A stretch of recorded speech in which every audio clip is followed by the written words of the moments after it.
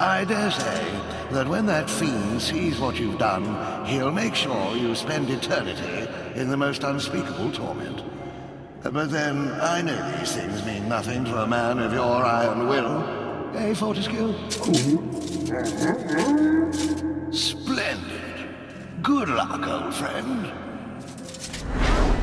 Welcome back to the channel, one and all. I am your host, Mr. Sean, and this is Chimera Miniatures' official YouTube channel. We're going to be diving back into RPG horror stories today, but before we do that, please let me have a moment of your time to talk about my business. As I said in the beginning, my name is Mr. Sean. My business is miniatures. I deal mostly in HeroClix repaints, both just costume swap repaints as well as the not safe for work variety, and my specialty, which is where my business gets its name. I like to kit bash miniatures. I take bits and pieces from various miniatures and I reconstruct them into something one of a kind that you will not find anywhere else. It is a process known as kit bashing, but I like to call them chimeras. So if you like what you hear on this channel and you want to support me, I don't have a Patreon. This channel is not monetized, but please click my links. I sell these on eBay and on Etsy, as well as if you have something specific you would like, I can definitely do that. Reach out to me on my email or my social medias. Again, all of these can be found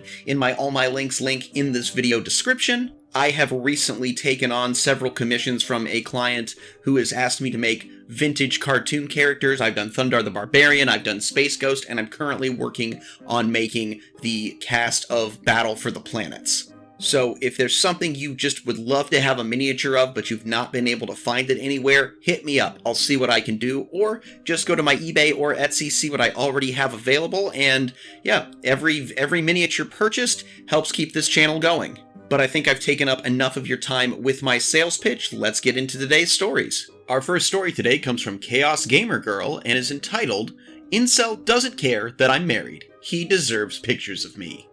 This one starts with an update that he's on the S Offender Registry and currently on parole, having just been released from prison a few years ago. That creep can roll, man.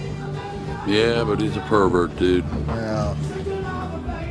No, he's a sex offender with a record.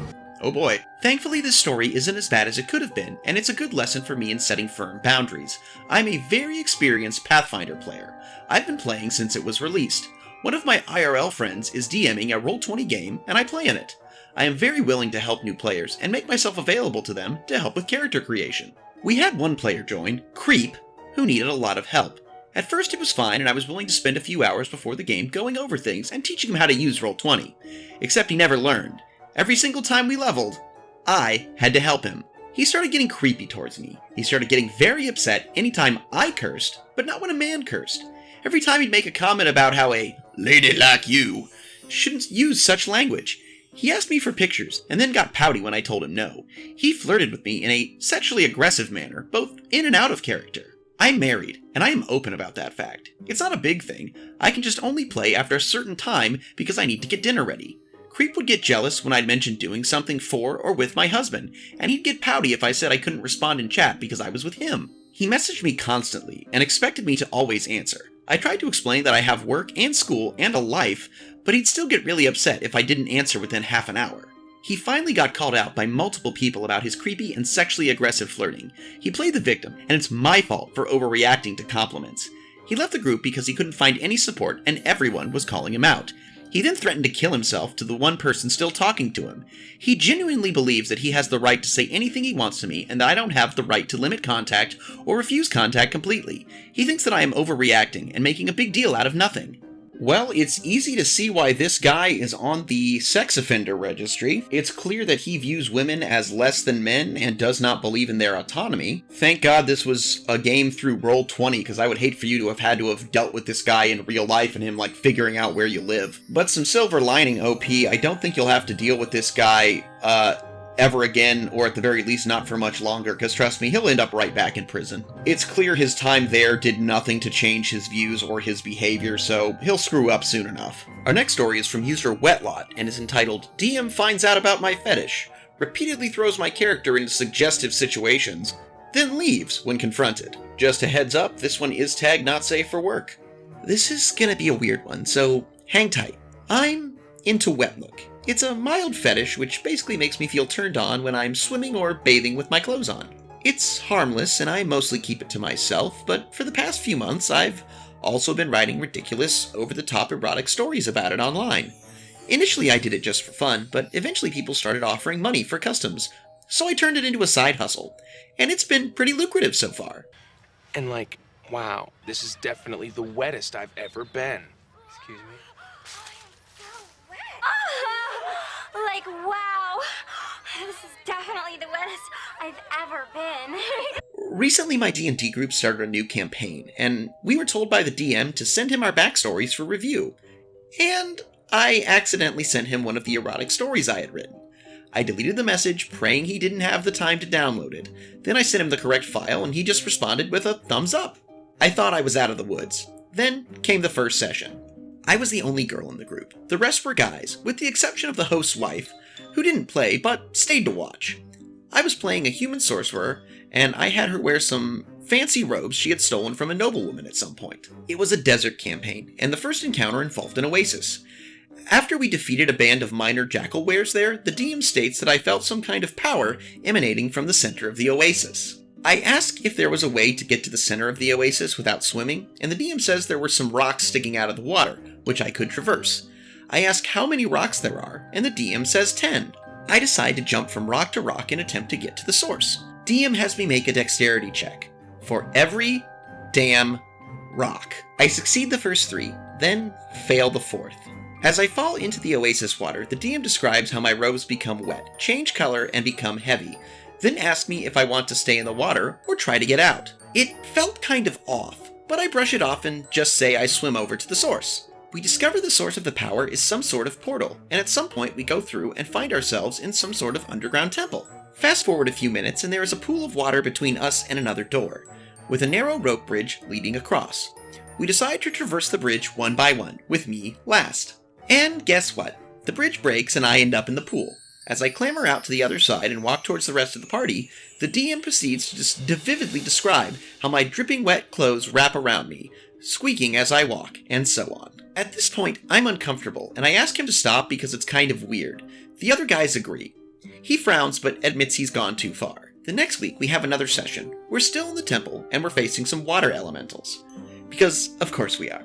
Their attacks target me more often than I'd like, and the DM again makes remarks on how wet I am. At this point, I'm about to speak up when the host's wife tells the DM to stop because I'm visibly uncomfortable. Dude throws a fit, picks up his stuff, and leaves. I'm still not sure why he did it. It's statistically unlikely that we share the same kink, so I just think this was some poor attempt to seduce me.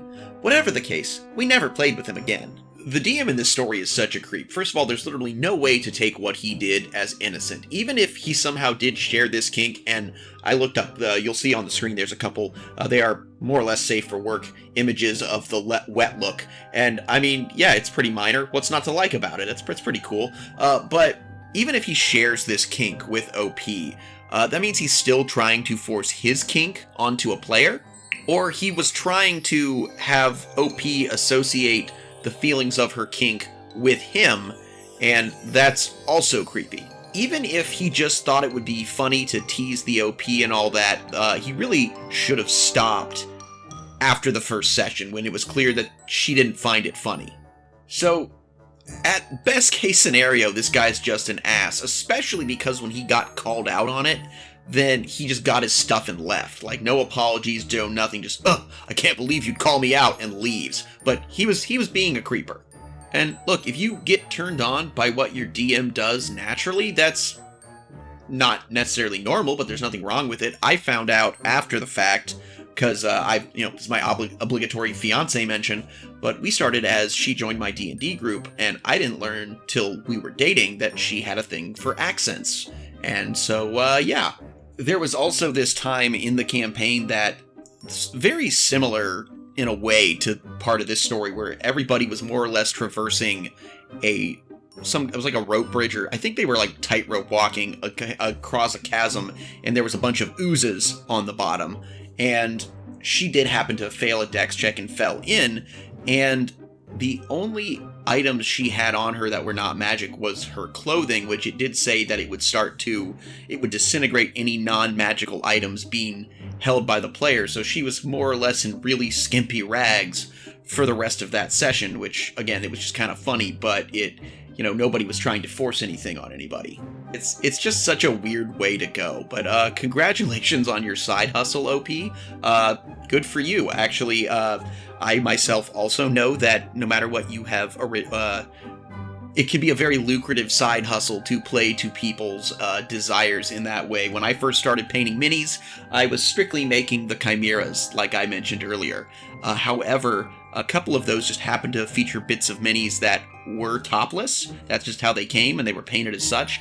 And those sold way quicker than any of the others did. And it made me recall that back in the day when I first started collecting HeroClix, there was somebody on eBay who has long since stopped who painted not safe for work HeroClix. He redid them and all that. And I was like, I wonder if there's still a market for this. And apparently there is. Sex sells.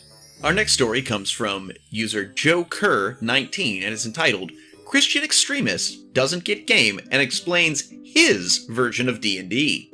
So this is a strange horror story, even by my standards. Time ago, I was on a Discord during the pandemic and I was discussing certain games with the people in chat, to which one particular individual, whom we will call Kenneth, for obvious reasons, is in the conversation listening carefully. That's why I like you, Kenneth. You're an old soul.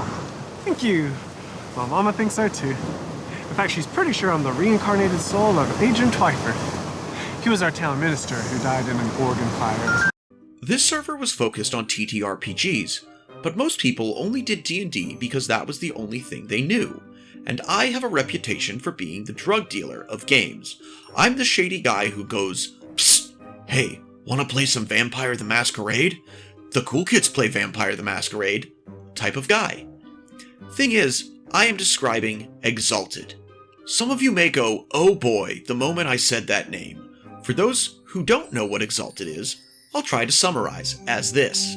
Think Avatar The Last Airbender / Korra plus Final Fantasy 3 and 4 and a bit of 7. Add Ghibli's Mononoke, Nausicaa, Laputa, a bit of Macross plus a bit of Evangelion, a lot of 90s martial arts anime, and you are halfway there. It's a high fantasy TTRPG that tries to emulate the drama and combat of anime, with all the style and rule of cool you can squeeze into a book. That being said, the book has its flaws, but that's not why we're here. So I had a few people interested. Among them, we had Kenneth. As I was explaining the backstory of the game, I went into the myth of creation, when Sol Invictus gave his powers to exalt individuals to bear his power, and how the Solar, exalted, were gods among gods, to which Kenneth goes, "Excuse me? What?" "Oh yeah," I said. "Exalted has a rich mythology where there's a god for everything. It's very close to animism in theory." "Anim what?" said Kenneth. "Animism, you know. A religious belief in which everything, every object, and every being in nature has a corresponding god. The god of rivers, the god of winds, the god of harvests, the god of the blade, the god of hammers, etc." "I don't get it," said Kenneth, to which everyone was silent, and I said, "It's kinda common in anime."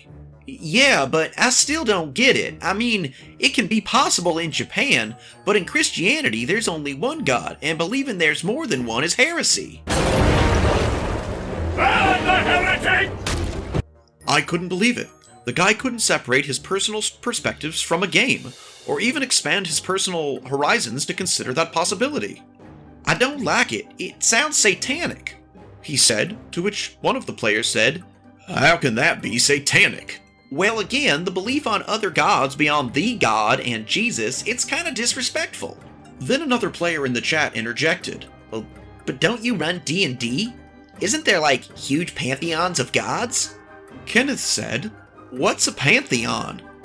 I explained, different gods with their own systems of belief, to which Kenneth replied, one of the things that to this day made me speechless. "Yeah, but in my D&D games, I don't use other gods. I made Jesus in D&D and God, and then there's Satan. It's very easy to understand, and it follows the Christian values." One of the other players said, "But what if I'm Jewish and I don't believe in Christ?" To which Kenneth just nonchalantly said, "Then I won't let you join my games. As simple as that." After that, I had to take 5. Time passed, and I ended up running Exalted for a bit to a few of the players. We had fun, and I'm glad Kenneth didn't join the game. But I'm still baffled that he was such a zealot. I mean, OP, I do get where you're coming from with this. It is weird to meet people like this. It is always weird to meet people who are completely unable to even, empathize and see that there could be other ways of thinking about things than their own. The old saying, there are more things in heaven and earth than are dreamt of in your philosophy, Horatio, from Hamlet, is the perfect thing. It's that, you can, even with everything you know, there's still a lot of other ways to look at things. There's other things to think about. And Kenneth just can't. But at the same time, I don't really think Kenneth has done anything wrong here. Do I agree with his views? No, but Kenneth definitely is of the idea that even considering or playing pretend these other pantheons and ideas about gods is heresy.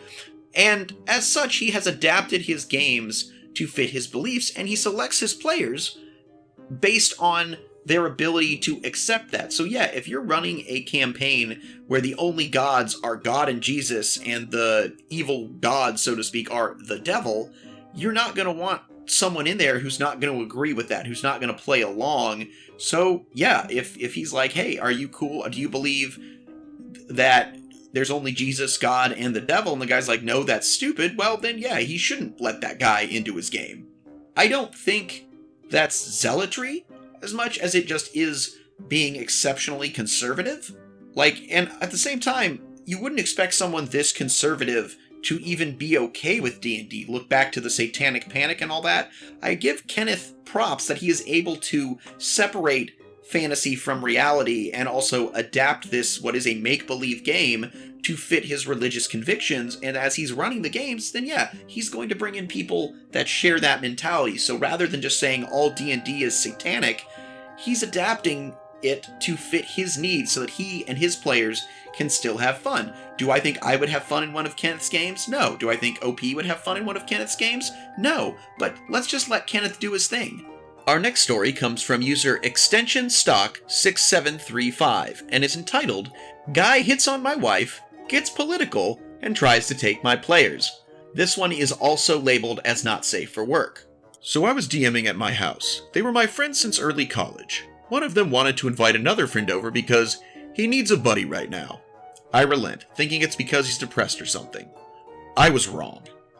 So the only important people you really need to know are Buddy and my wife, girlfriend at the time.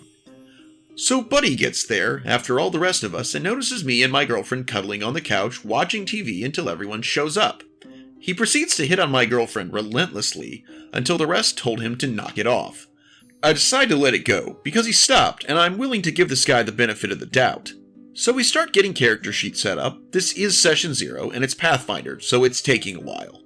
When someone makes a joke about the election, it was obviously just a joke, and it was about this taking forever. Buddy took it a bit personally and started stating his political views loudly and aggressively. We ask him to stop kindly, and he refuses, getting louder. So I tell him that if he can't control himself, I will ask him to leave. He has already caused enough discomfort.